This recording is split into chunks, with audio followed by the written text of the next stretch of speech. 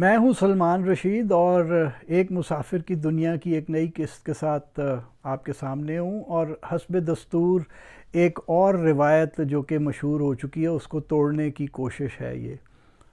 لیکن ہمارے یہاں یہ روایتیں ٹوٹتی ذرا مشکل سے ہی ہیں کیونکہ ہم توہم پرست قوم ہیں. یہ جو تصویر میں آپ کو دکھا رہا ہوں یہ ایک جگہ ہے دھمیک، سہاوے کے نزدیک، سہاوے سے شمال مشرق کی طرف یعنی نارتھ ایسٹ کی طرف ہے. اور اس کو کہتے ہیں، اس قبر کو سلطان شہاب الدین غوری کی قبر. تو یہ قبر بھی ذرا مشکوک ہے اور میں اس کی داستان آپ کو سناتا ہوں اور تاریخ کے حوالے کے ساتھ سناؤں گا.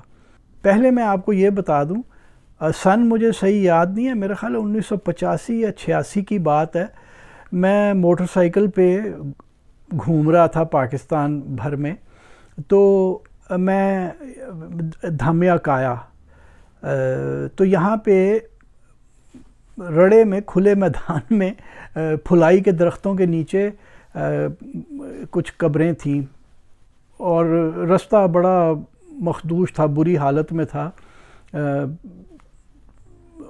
کسی سے لیکن وہ قبریں اس قسم کی تھیں کہ مجھے کوئی دلچسپی نہیں ہوئی کہ میں کسی سے پوچھوں کہ یہ کیا ہیں.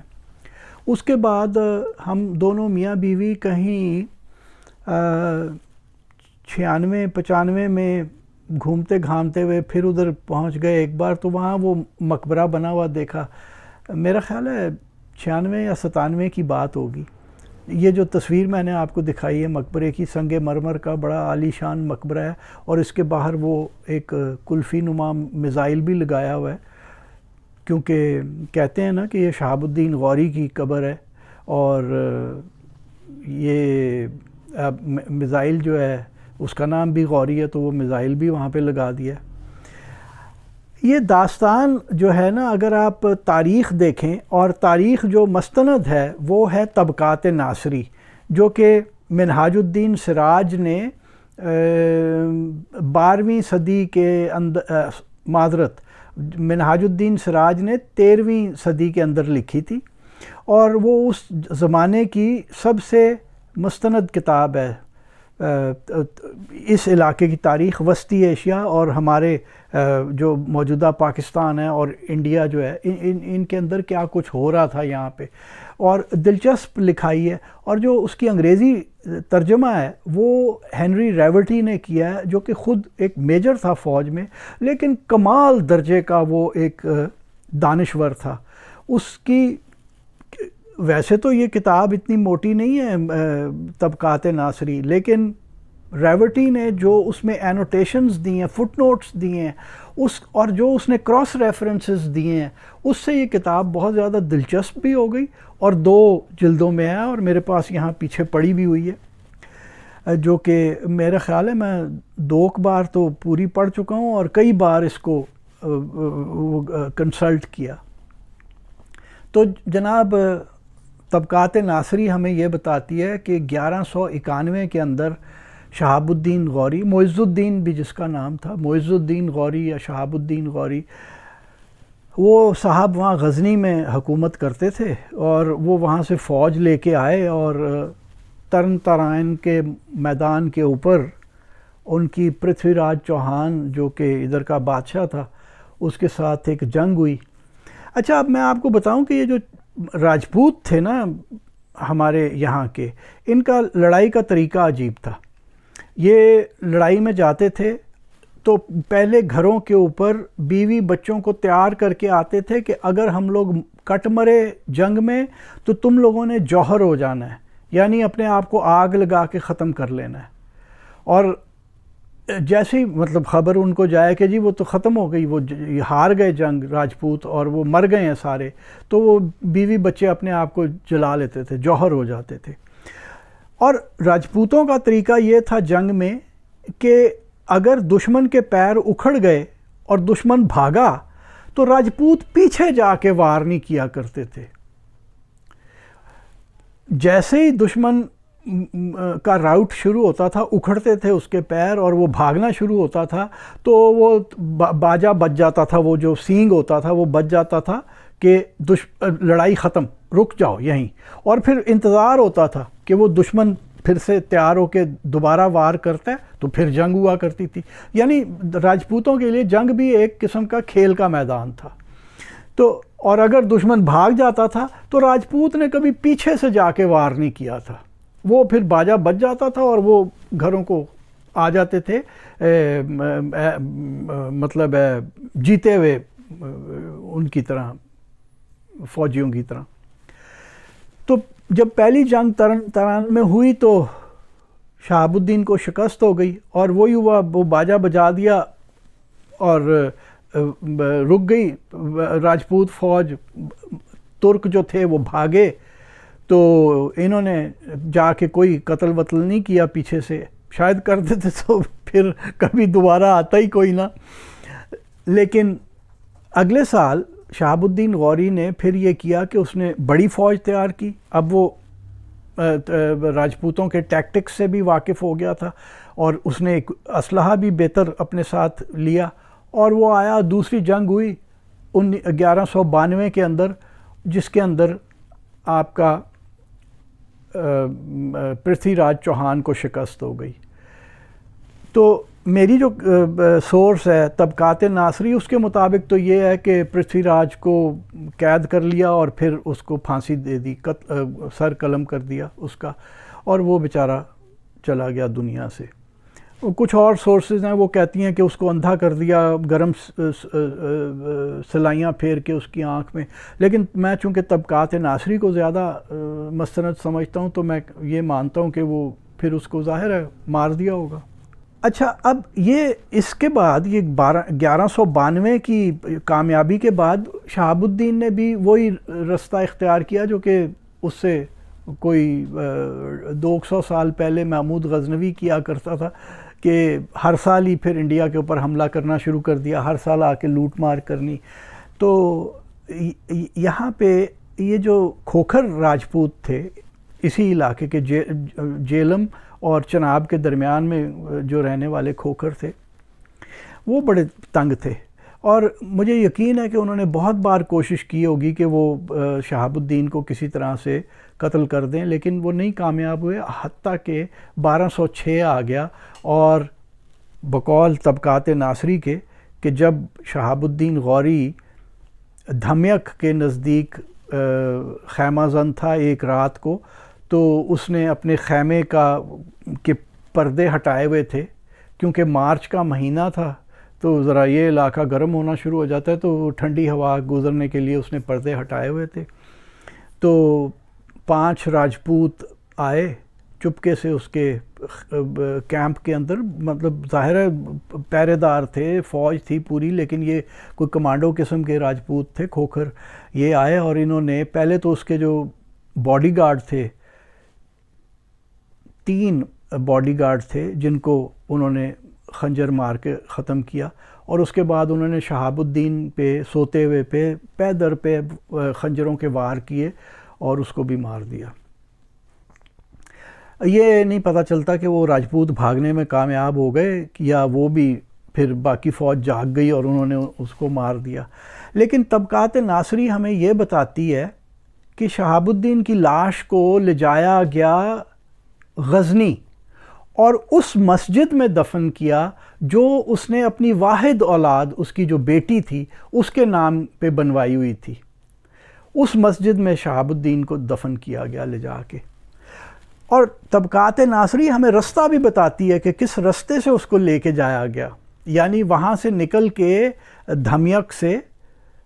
دھمیک جو کہ میں نے آپ کو بتایا سہاوے کے نزدیک ہے، گرینڈ ٹرنک روڈ کے اوپر، نیشنل ہائی وے 5 کے اوپر سہاوے کے نزدیک ہے. وہاں سے اسے لے کے راولپنڈی کے پاس سے ہوتے ہوئے مرگلا پاس پار کی اور دریائے سندھ کو پار کیا باغ نیلاب کی پتن سے. وہاں سے پار کر کے وہ نظام پور جو گاؤں ہے، آبادی ہے ایک خیبر پختونخوا میں، ضلع نوشہرہ کے اندر آتی ہے، اس کے نزدیک سے گزرتے ہوئے پھر بنو کے پاس سے کرم ندی سے ہوتے ہوئے پاڑا چنار کے نزدیک سے گزرے اور پیوار کوتل پار کر کے غزنی پہنچے۔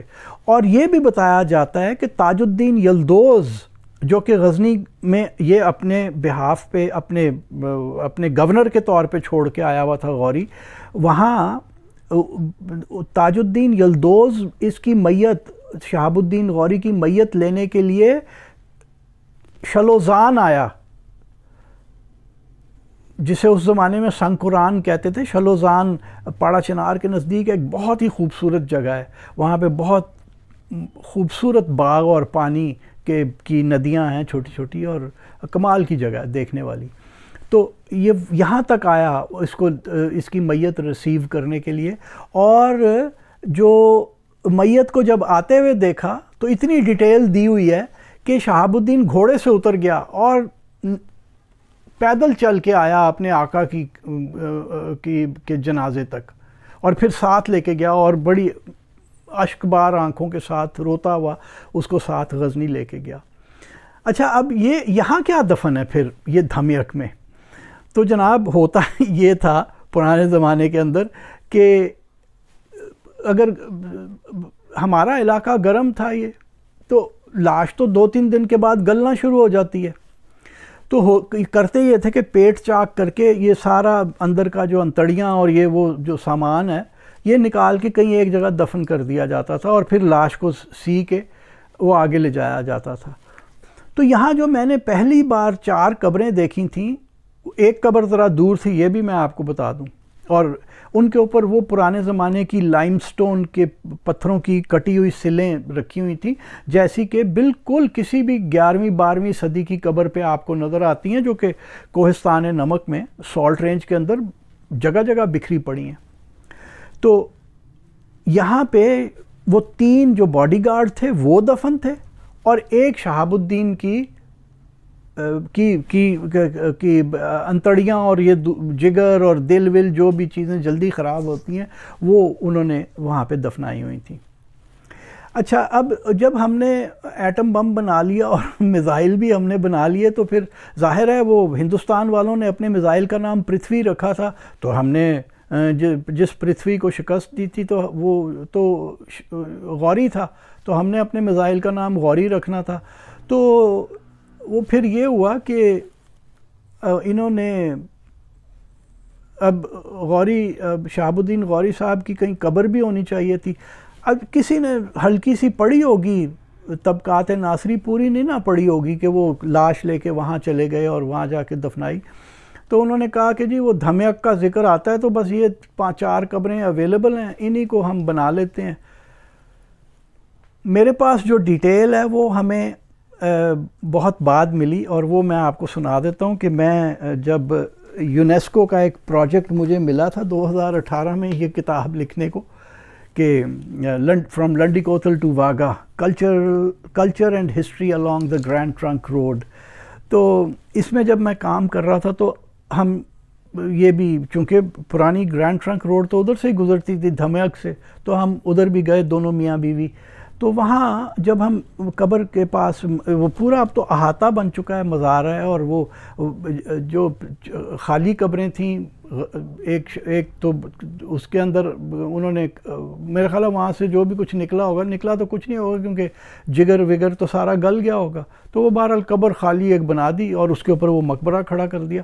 اور جو 3 پہرے داروں کی قبریں تھیں ان کو پہلے وہ کھلے میں نے دیکھی ہوئی ہیں، پھر وہ ان کے اوپر شیڈ، اب تو بڑا زبردست قسم کا وہاں پہ ایک لوہے کا پرچھتی سی اس کے اوپر کھڑی کر دی ہے۔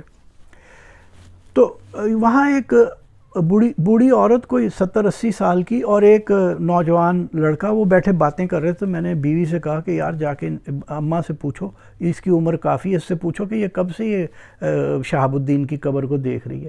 تو وہ اماں کہنے لگی کہ نہیں، یہ کچھ نہیں ہوتا تھا، یہ تو 3-4 قبریں تھیں ادھر، مٹکے رکھے ہوئے تھے پانی پینے کے لیے، پھلائی کے درخت تھے، وہ بالکل جو میں نے 1985 میں دیکھے ہوئے تھے۔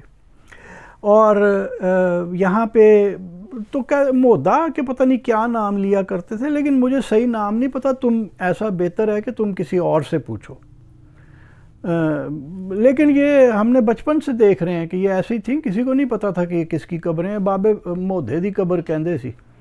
اچھا تو اب لیکن اماں نے ہمیں شک میں ڈال دیا یہ کہہ کے کہ کسی اور سے پوچھو. ہمارے دوست بھی ایک ہیں ڈاکٹر ماجد، وہ بھی ساتھ تھے.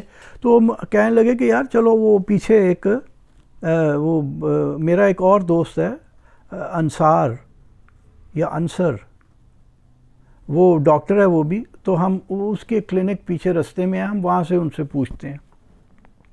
تو ہم ڈاکٹر انصر کے پاس آ کے رکے.